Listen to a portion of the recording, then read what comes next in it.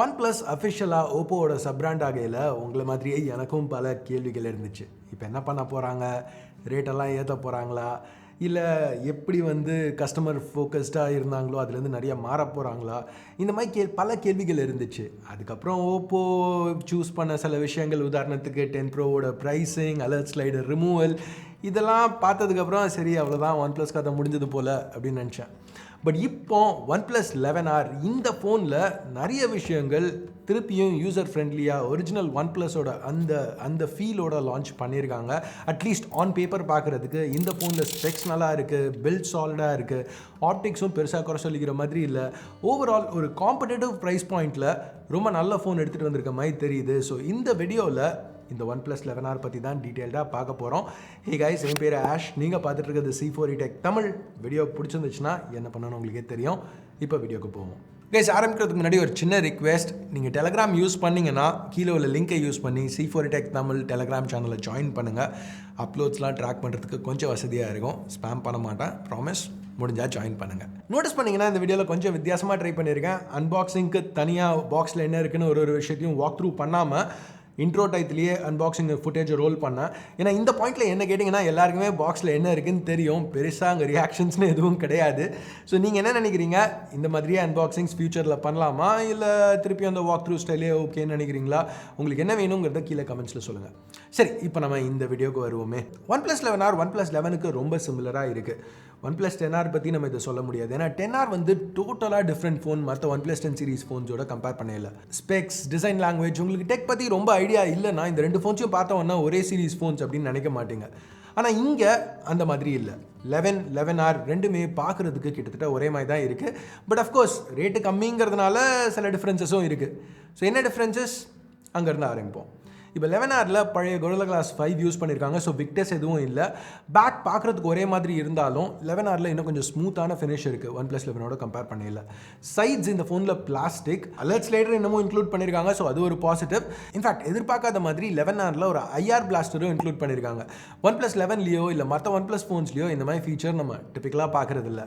இதை கண்ட்ரோல் பண்ணுறதுக்கு ஒரு ஃபர்ஸ்ட் பார்ட்டி ஆப்பும் இன்க்ளூட் பண்ணியிருக்காங்க. ஸோ உங்கள் டிவி, ஏர் கண்டிஷனர் எதை வேணுனாலும் உங்களுக்கு தேவைன்னா இதை யூஸ் பண்ணி கண்ட்ரோல் பண்ணலாம். இங்கே பில்ட் மெட்டீரியல்ஸ் மாற்றினாலும் ஃபோனோட ஓவரால் ஃபுட் பிரிண்ட் பெருசாக மாறல. டெக்னிக்கலாக பார்த்தீங்கன்னா OnePlus 11ஓட கம்பேர் பண்ணல 11R 0.3 mm லென்த் அதிகம், 0.2 mm திக்னஸ் அதிகம். பட் ப்ராக்டிக்கலாக பெருசாக வித்தியாசம் எதுவும் இல்லை. ஸோ இங்கே பார்த்தீங்கன்னா 11Rோட அதோட கேஸ் மட்டும் இல்லாமல் OnePlus 11 கேஸ் யூஸ் பண்ணால் கூட எந்த வித்தியாசமுமே இல்லை, கரெக்டாக ஃபிட் ஆகுது. வெயிட் கூட ஏறக்குறைய ஒரே மாதிரி தான் பண்ணியிருக்காங்க. 11ல் உள்ள IP64 ரேட்டிங் இந்த ஃபோனில் கிடையாது. அடுத்த காஸ்மெட்டிக் சேஞ்ச்னு பார்த்தீங்கன்னா இந்த கேமரா அரே.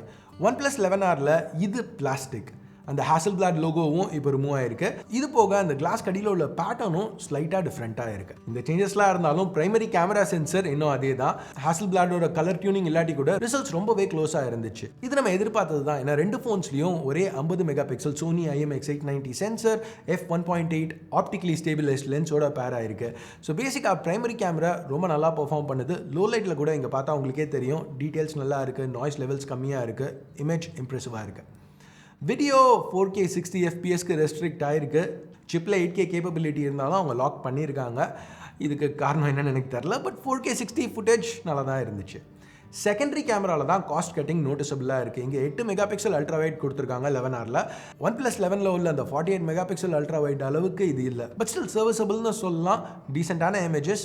மூணாவது சென்சர் 2 மெகாபிக்சல் மேக்ரோ. இதை பற்றி நம்ம சொல்லிக்கிறதுக்கு பெருசாக எதுவும் இல்லை. செல்ஃபி கேமரா திருப்பியும் ஒரு 16 மெகாபிக்சல் சென்சர் கொடுத்துருக்காங்க. டீசெண்டாக பெர்ஃபார்ம் ஆகுது. OnePlus 11 மாதிரி இல்லாமல் இந்த ஃபோனில் சென்டர்டாக கொடுத்துருக்காங்க. பர்சனலாக பஞ்சுவல்னு வந்தால் ஒரு சைடில் இருந்தால் பெட்டராக இருக்கும் நான் நினைக்கிறேன். நீங்கள் என்ன நினைக்கிறீங்க கமெண்ட்ஸில் சொல்லுங்கள். ஓகே, அடுத்த biometric option finger print scanner display அடியில் கொடுத்துருக்காங்க. இங்கே அந்த பிளேஸ்மெண்ட்டை கொஞ்சம் லோவர் பண்ணியிருக்காங்க. எனக்கு அது சுத்தமாக பிடிக்கல.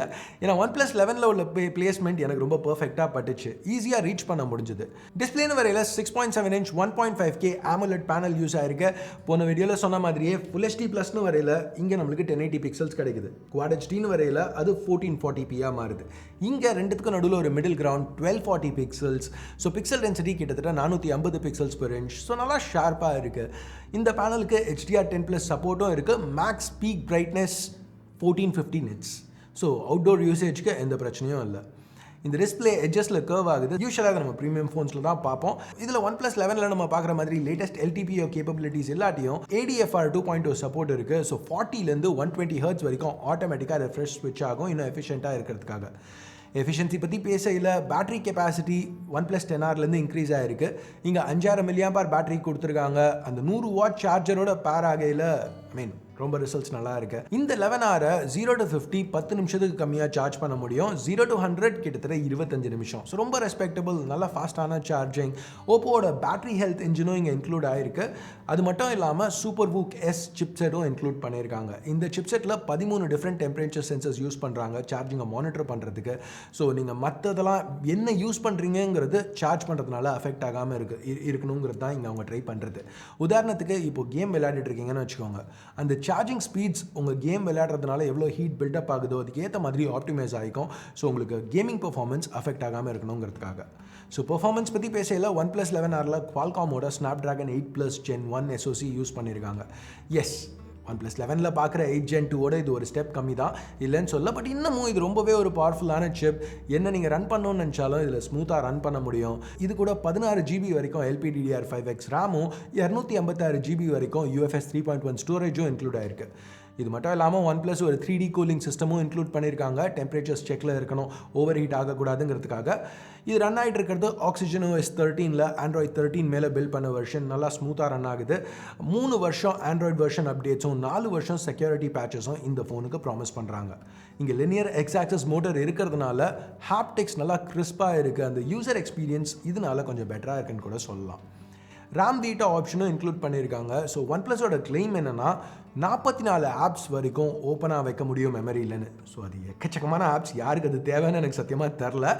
பட் ஸ்டில் வேணும்னா பண்ண முடியும். OnePlus 11ல் நம்ம பார்த்த கேமிங் ரிலேட்டட் ட்வீக்ஸ் கூட இங்கே அவைலபிளாக இருக்குது. ஸோ பேசிக்காக சாஃப்ட்வேரில் புதுசாக பெருசாக எதுவும் இல்லை, எல்லாமே ஏற்கனவே பார்த்தது தான். நீங்கள் தெரிஞ்சுக்க வேண்டிய விஷயம், சாஃப்ட்வேர் நல்லா ஸ்மூத்தாக இருக்குது, எக்ஸ்பீரியன்ஸ் எதுவும் குறை சொல்லிக்கிற மாதிரி இல்லை. OnePlus 11ல் எவ்வளோ நல்லா இருந்துச்சோ அதே மாதிரி தான் இங்கேயும் இருக்குது. சரி, ப்ரைஸிங்னு வரையில் இந்தியாவில் இந்த ஃபோன் 40,000 ரூபாய்க்கு கம்மியாக லான்ச் பண்ணியிருக்காங்க. OnePlus 11ஓட கம்பேர் பண்ணையில் காம்ப்ரமைசஸ் இருக்கா? எஸ், கண்டிப்பாக இருக்குது, இல்லைன்னு சொல்லல. But at the end of the day OnePlus இங்கே முக்கியமான விஷயங்களுக்கு இந்த ஃபோனில் ஃபோக்கஸ் கொடுத்துருக்க மாதிரி தெரியுது. இது கண்டிப்பாக பார்க்குறதுக்கு ஒரு OnePlus 11 சீரிஸ் ஃபோன் மாதிரி தான் இருக்குது. இன்ஹேண்ட் ஃபீல் நல்லா இருக்குது, சாலிடான இன்டர்னல்ஸ், தரமான camera, super display, high capacity battery, நல்லா ஃபாஸ்டான சார்ஜர் பாக்ஸ்லேயே இன்க்ளூடட். இது எல்லாமே ஒரு காம்படேட்டிவான ப்ரைஸ்க்கு எடுத்துகிட்டு வந்திருக்காங்க. இது ரீட்டெயிலாக டெஸ்ட் பண்ணிட்டு ஃபுல் ரிவ்யூவில் இதை பற்றி இன்னும் பார்ப்போம். உங்களுக்கு ஏதாவது கேள்விகள் இருந்துச்சுன்னா கமெண்ட்ஸில் கேளுங்க, ஃபுல் ரிவ்யூவில் அட்ரஸ் பண்ண ட்ரை பண்ணுறேன். இப்போதைக்கு நீங்கள் என்ன நினைக்கிறீங்க இந்த OnePlus 11R பற்றி, அதையும் கமெண்ட்ஸில் சொல்லுங்கள். ஸோ அவ்வளோதான் இந்த சின்ன வீடியோக்கு. பிடிச்சிருக்கு பிடிக்கல என்ன நினைக்கிறீங்களோ அதை பேஸ் பண்ணி தம்ஸ் அப் இல்லை தம்ஸ் டவுன் ப்ரெஸ் பண்ணுங்கள். சப்ஸ்கிரைப் பண்ணலன்னா சப்ஸ்கிரைப் பட்டன், ஏற்கனவே சப்ஸ்கிரைப் பண்ணியிருந்தீங்கன்னா பக்கத்தில் உள்ள பெல் ஐக்கான் அதையும் ப்ரெஸ் பண்ணுங்கள். அப்போ தான் நான் போடுற வீடியோஸை நீங்கள் மிஸ் பண்ணாமல் பார்க்க முடியும். அடுத்த வீடியோவில் உங்களை திருப்பி சந்திக்கிற வரைக்கும் என் பேர் ஆஷ். நீங்கள் பார்த்துட்டு இருக்கிறது C4E Tech Tamil. Have a nice day. Bye.